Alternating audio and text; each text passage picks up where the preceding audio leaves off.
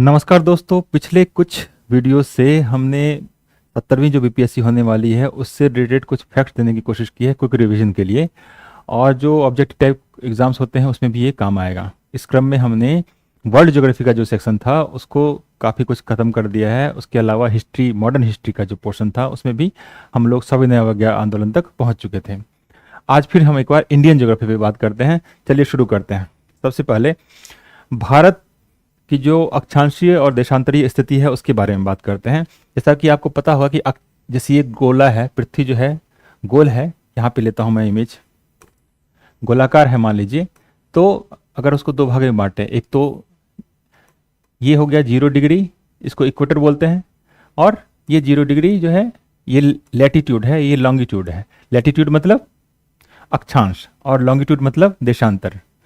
तो पृथ्वी मतलब 4 क्वाड्रेंट में हम इसको बांट सकते हैं। तो जो भारत है उसकी स्थिति कुछ इस जगह पे है। तो कौन सा हो गया कि अक्षांशीय दृष्टि से भारत उत्तरी गोलार्ध में है, मतलब अक्षांशीय स्थिति से उत्तरी गोलार्ध में, इधर नॉर्थ इधर साउथ, तो उत्तरी गोलार्ध में हो गया।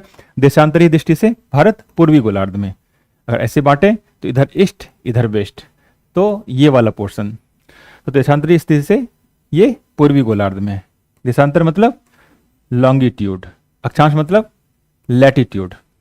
ठीक, आगे चलते हैं। भारत का कुल क्षेत्रफल कितना है? 32,87,263 स्क्वायर किलोमीटर। भारत का अक्षांशीय विस्तार कितना है? 8 डिग्री 4 मिनट नॉर्थ से 37 डिग्री 6 मिनट नॉर्थ। पूछते हैं क्वेश्चन। इस तरह देशांतरीय विस्तार 68 डिग्री 7 मिनट ईस्ट से 97 डिग्री 25 मिनट ईस्ट की तरफ। अब आगे चलिए।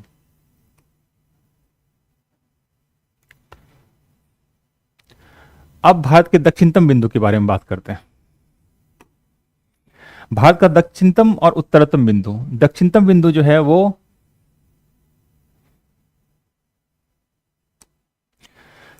इंदिरा पॉइंट है, जो ग्रेट निकोबार जो हमारा आइलैंड है वहां पे है, और ये 6 डिग्री 4 मिनट नॉर्थ लैटिट्यूड पे है। इसी तरह भारत का जो उत्तरतम बिंदु है, जो नॉर्थ ईस्ट जो है, वो पॉइंट जो है इंदिरा कॉल कहलाता है, जम्मू कश्मीर में है वो। या बोले तो अब ये हो जाएगा लद्दाख वाला जो पोर्शन है, क्योंकि अब बट गया है वो, ये समझ में आ रहा होगा। भारत की भूमध्य रेखा से दूरी कितनी है? तो 876 किलोमीटर। इस तरह भारत की पूर्व से पश्चिम की लंबाई अगर बात करें तो 2933 किलोमीटर। इस तरह उत्तर से दक्षिण अगर बात करें तो 3214 किलोमीटर। ये पूछ सकते हैं। आपको पता है कि भारत का कुछ शेप इस टाइप का है। तो अगर इधर से पूर्व से पश्चिम बात करें तो ये है 2933 किलोमीटर, और उत्तर से दक्षिण ये जो दूरी है वो है 3214 किलोमीटर। ठीक, तो भारत की आकृति कैसी हो जाएगी? चतुष्कोणीय हो जाएगी। चतुष्कोणीय आकृति है भारत की। अब आगे चलिए।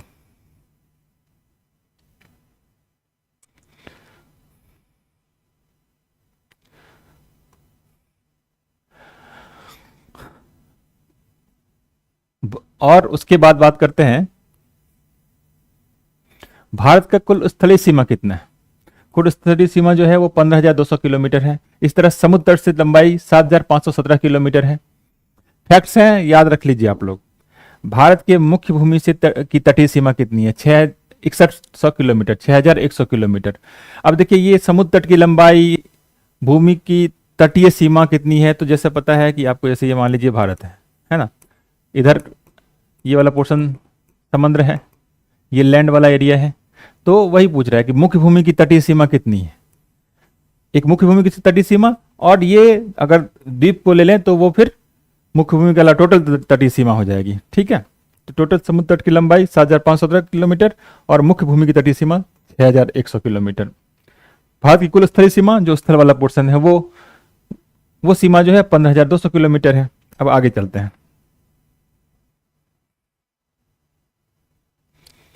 फिर है भारत की सीमा पर देश जो है उसके बारे में जानकारी। ये अक्सर पूछते हैं कि भारत की सीमा से कौन कौन से देश टच करते हैं, सबसे ज्यादा बाउंड्री किस देश से टच करती है, सबसे कम बाउंड्री किस देश से टच करती है, ये पूछते हैं। तो टोटल 7 देश हैं जिससे कि भारत की सीमा मिलती है। कौन कौन से? अफगानिस्तान 106 किलोमीटर, सबसे छोटी सीमा इसी के साथ है, अफगानिस्तान के साथ 106 किलोमीटर।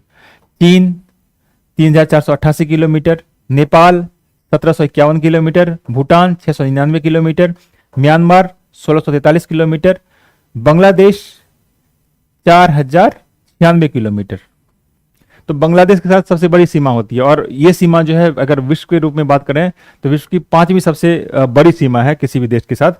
तो बांग्लादेश 4,096 किलोमीटर अगर बात करें तो ये भारत की सबसे लंबी सीमा है किसी देश के साथ, और अफगानिस्तान के साथ 106 किलोमीटर वो सबसे छोटी है। इस तरह पाकिस्तान के साथ 3,323 किलोमीटर की सीमा लगती है। टोटल 7 देश हैं जिससे भारत की सीमा मिलती है। आगे बात करते हैं।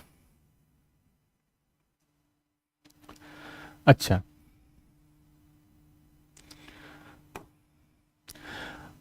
कहाँ किस देश से, भारत के किस राज्य से कौन सा देश मिलता है, सीमा उसकी मिलती है, तो वो बात करते हैं। तो अफगानिस्तान जो है केवल लद्दाख से मिलता है। लद्दाख क्या है? यूटी है। 31 अक्टूबर 2019 को यूटी बनाया गया था, आपको पता होगा। जम्मू कश्मीर जो पहले राज्य था उसको 2 भागों में बांटा गया और दोनों को यूटी बनाया गया, जम्मू कश्मीर और लद्दाख को। तो अब लद्दाख से अफगानिस्तान की सीमा मिलती है जो कि एक यूटी है। इस तरह पाकिस्तान से बात करें तो गुजरात, राजस्थान, पंजाब, और अगर ये जम्मू कश्मीर, अब जम्मू कश्मीर से टच करते, जम्मू कश्मीर यूटी है, अब ये राज्य नहीं है, ये यूटी है। इस तरह चीन की सीमा बात करें तो हिमाचल प्रदेश से टच करती है, उत्तराखंड, सिक्किम, अरुणाचल प्रदेश और लद्दाख, ये भी यूटी है। बताया मैं अभी आपको, 31 अक्टूबर 2019 को ये बना था। जम्मू कश्मीर 2 भागों में बटा था। नेपाल, उत्तराखंड, उत्तर प्रदेश, बिहार, पश्चिम बंगाल और सिक्किम, इससे इसकी सीमा मिलती है। भूटान की सीमा किससे मिलेगी? सिक्किम, पश्चिम बंगाल, असम, अरुणाचल प्रदेश से मिलती है। आप लोग मैप में इसको देखिएगा तो ज़्यादा अच्छे से याद भी हो जाएगा, समझ में आ जाएगा आप लोगों को। और ये क्वेश्चन पूछते हैं कि किससे सीमा मिलती है, सबसे बड़ी सीमा किसके साथ मिलती है, सबसे छोटी सीमा किसके साथ मिलती है। म्यांमार की सीमा किससे मिलेगी? भारत के किस राज्य से? अरुणाचल प्रदेश से मिलेगी, नागालैंड से, मणिपुर से और मिजोरम से। ठीक, मैप में देखिएगा। आगे चलते हैं।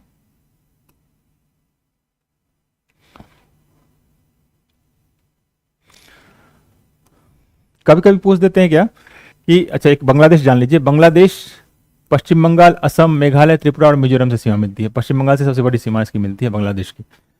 ये इंपॉर्टेंट भी है इस बार, क्यों? क्योंकि अभी बांग्लादेश में क्राइसिस आया था, डेमोक्रेटिक क्राइसिस जो थी वो वहाँ पे आई थी, तो उसके लिए ज़रूरी है कि ये वाला इंपॉर्टेंट हो जाता है बांग्लादेश। जो भी जगह है विश्व में, जो भी जगह इंपॉर्टेंट कब होगा? जब वो करंट में न्यूज़ में आ रहा हो, जैसे कि इजराइल हो गया, फिलिस्तीन हो गया, लेबनान हो गया, ईरान हो गया, ये सारे देश, बांग्लादेश, ये सारे देश जो हैं ये बहुत इंपॉर्टेंट है। इसको मैप में लोकेट कर लीजिएगा, आप लोग देख लीजिएगा, उसके आसपास की बाउंड्रीज देख लीजिएगा, किसके देशों से सीमा मिलती है, उसकी राजधानी क्या है, वो सारी चीज़ें देखिएगा आप। अब चलिए, नेपाल जो है और बांग्लादेश, ये 2 देश हैं जिसकी सीमा भारत के 5 भारतीय राज्यों से। अभी तो हमने बताया, कभी कभी पूछते हैं कि कितने राज्यों से मिलती है, तो आप अगर मैप से काउंट करेंगे उसको और तो ध्यान रखने में आसानी होगी। आप उसमें लिख सकते हैं कि भाई पूछ देंगे 5 राज्य से मिलती है, 4 राज्य से मिलती है, या किन देशों की सीमा 5 राज्यों से मिलती है। तो नेपाल और बांग्लादेश जो है वो 5 भारतीय राज्य से उसकी सीमा मिलती है। इसी तरह भूटान, म्यांमार 4 राज्यों से मिलती है। अफगानिस्तान जो है केवल एक यूटी है जो लद्दाख है, उसको टच करता है। ठीक, पाकिस्तान, उसमें 3 राज्य हो जाएंगे, 2 यूटी हो जाएंगे। पहले 4 राज्य थे, लेकिन वो चौथा राज्य जम्मू कश्मीर था, वो अब 2 यूटी में बदल गया है, जम्मू कश्मीर और लद्दाख में। तो पाकिस्तान की सीमा अब 3 राज्यों और 2 केंद्र शासित प्रदेश से मिलती है। इस तरह चाइना की 4 राज्य और 1 यूटी से, लद्दाख से मिलती है। मैप में देखिएगा इसको। क्षेत्रफल की दृष्टि से अगर बात करें तो भारत के 4 सबसे बड़े राज्य कौन कौन से हैं? तो पहला नंबर पर राजस्थान आता है, फिर मध्य प्रदेश, महाराष्ट्र और उत्तर प्रदेश। ये सीक्वेंस भी पूछते हैं। इसी तरह सबसे छोटा राज्य कौन हो जाएगा? तो वो क्षेत्रफल की दृष्टि से गोवा हो जाएगा। आगे चलिए,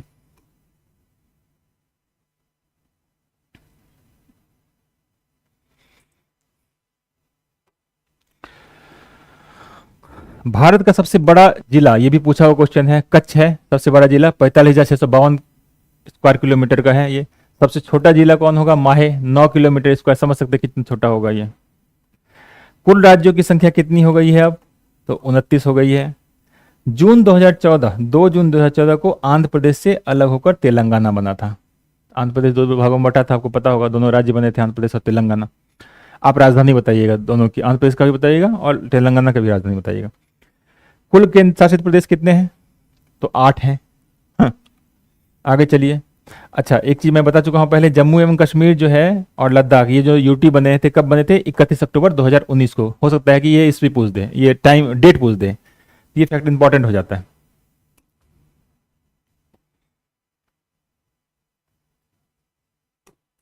एक और है कि पूर्व में दादरा नगर हवेली एवं दमन दीव, दो यूटी थे ना, तो उस जिसे 26 जनवरी 2020 को एक यूटी बना दिया गया। अब दादरा नगर हवेली और दमन दीव एक ही यूटी है दोनों मिला के, 26 जनवरी 2020 को बनाया गया। ये काफी इंपॉर्टेंट फैक्ट हो गया आपके लिए।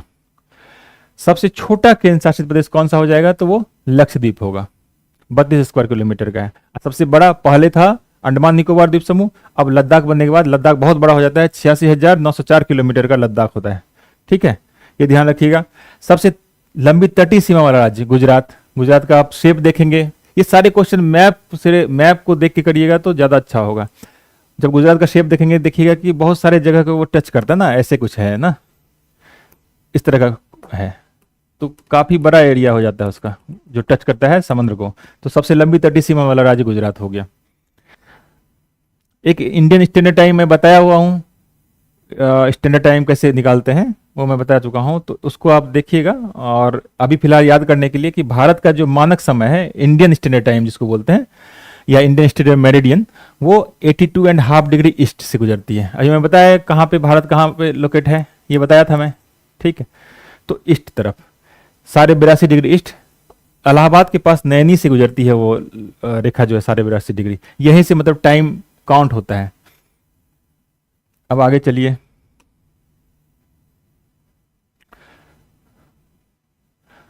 साढ़े 5 घंटा जो है वो आगे है। भारत का जो इंडियन स्टैंडर्ड टाइम जो है वो ग्रीनविच से, ग्रीनविच मतलब ये 0 डिग्री लॉन्गिट्यूड, समय एक तरह से वहीं से काउंट करते हैं। उसके अगर ईस्ट तरफ जाएंगे तो वो प्लस होगा उतना घंटा, और अगर पश्चिम की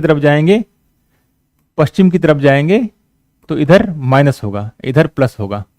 तो भारत आगे की तरफ है तो यहां पे प्लस होगा कितना? 5 घंटा 30 मिनट। कैसे निकालते हैं ये आप लोगों को मैं बता चुका हूं एक ज्योग्राफी क्लास में, आप देखिएगा वीडियो। तो साढ़े 5 घंटा आगे है पॉजिटिव में। और ये सारे मतलब इंडियन स्टैंडर्ड टाइम जो है, अगर वो रेखा एक अगर बोल लें तो कहाँ से गुजरती है, कितनी राज्यों से? तो 5 राज्यों से गुजरती है, उत्तर प्रदेश, आंध्र प्रदेश, उड़ीसा, छत्तीसगढ़ और मध्य प्रदेश। वो लाइन आप देखिएगा, मैप में खोजिएगा 82.5 डिग्री ईस्ट कहाँ से गुजर रही है। फिर कर्क रेखा अगर बात करें, कर्क रेखा किसको बोलते हैं? Tropic of cancer, 23.5 degree north, 23.5 degree north वाला जो रेखा है उसको बोलते हैं। ये क्या है? अगर फिर मैप को हम ले लेते हैं, एक वर्ल्ड का ले लेते हैं, तो ये 0 डिग्री जो होता है एक लेटीट्यूड, उसको बोलते हैं इक्वेटर। 23.5 डिग्री नॉर्थ जो है उसको ट्रॉपिक ऑफ कैंसर या कर्क रेखा। 23.5 डिग्री नॉर्थ साउथ जो होता है वो मकर रेखा यानी कि ट्रॉपिक ऑफ कैप्रिकॉर्न। तो भारत से गुजरती है कर्क रेखा, tropic of cancer, 23.5 degree north latitude. ये गुजरात से राजस्थान, मध्य प्रदेश, छत्तीसगढ़, झारखंड, पश्चिम बंगाल, मिजोरम, त्रिपुरा। बहुत इंपॉर्टेंट क्वेश्चन है, बहुत बार पूछा गया है, कहीं ना कहीं पूछते रहते हैं क्वेश्चन। मतलब टोटल 8 राज्यों से गुजर रही है ये रेखा। इस तरह जो मैं पहले बता चुका हूं कि साढ़े 82 डिग्री ईस्ट वो 5 राज्यों से गुजर रही है। अच्छा, रांची जो शहर है झारखंड का, वो कर्क रेखा पर ही स्थित है। ठीक, अब आगे चलिए। पाक स्ट्रेट, स्ट्रेट के बारे में मैं बता चुका हूं। स्ट्रेट क्या होता है ये आप लोग बताइएगा, स्ट्रेट क्या होता है? पाक स्ट्रेट ये बे ऑफ बंगाल और पाक की खाड़ी को जोड़ता है। पाक की खाड़ी कहाँ है? मैप पे देखिए, बताइए। और अगर उसमें बात करें तो एक तरफ तमिलनाडु है, दूसरी तरफ जाफना जो श्रीलंका वाला पोर्शन है वो। मतलब हम बात करें तो ये भारत का अगर दक्षिण वाला पोर्शन है, यहाँ पे श्रीलंका है। ठीक, तो अब देखिए यहाँ पे बे ऑफ बंगाल किधर है? बे ऑफ बंगाल वाला पोर्शन ये वाला हो गया, और अरेबियन सी वाला ये वाला पोर्शन हो गया। ठीक है, या फिर यहाँ पे बोले पाक स्टेट बोल दीजिए, तो ये पाक स्टेट ये वाला पोर्शन हो गया। ठीक है, मतलब दो बड़ी जलराशियों को जोड़ रहा है तो वो उसको बोलते हैं स्ट्रेट, जल डमरू मध्य। ठीक है, तो पाक स्टेट बे ऑफ बंगाल और पाक की खाड़ी को जोड़ता है, आप बोल सकते हैं, या फिर बे ऑफ बंगाल और अरेबियन सी को भी जोड़ता है। ये इधर तमिलनाडु, इधर जाफना श्रीलंका में। अब कुछ तट के बारे में जान लीजिए। कोंकण तट कहाँ से कहाँ तक, जैसे हमारे जो तटीय पोर्शन जो है, ये जो पोर्शन है, इसके बाद ये मान लो गुजरात है, इधर वाला जो पोर्शन है ना, ये जो पोर्शन है इसको क्या क्या बोलते हैं? तो कोंकण तट, गुजरात से गोवा तक का तटीय मैदान जो है, गुजरात से लेके गोवा तक का जो तटीय मैदान है उसको बोलते हैं कोंकण तट। फिर मालाबार तट, मैंगलोर से कन्याकुमारी तक जो पोर्शन है वो बोलते हैं मालाबार तट। उत्तरी सरकार, नॉर्दर्न सरकार, महानदी एवं कृष्णा नदी के बीच वाला जो पोर्शन है उसको बोलते हैं नॉर्दर्न सरकार।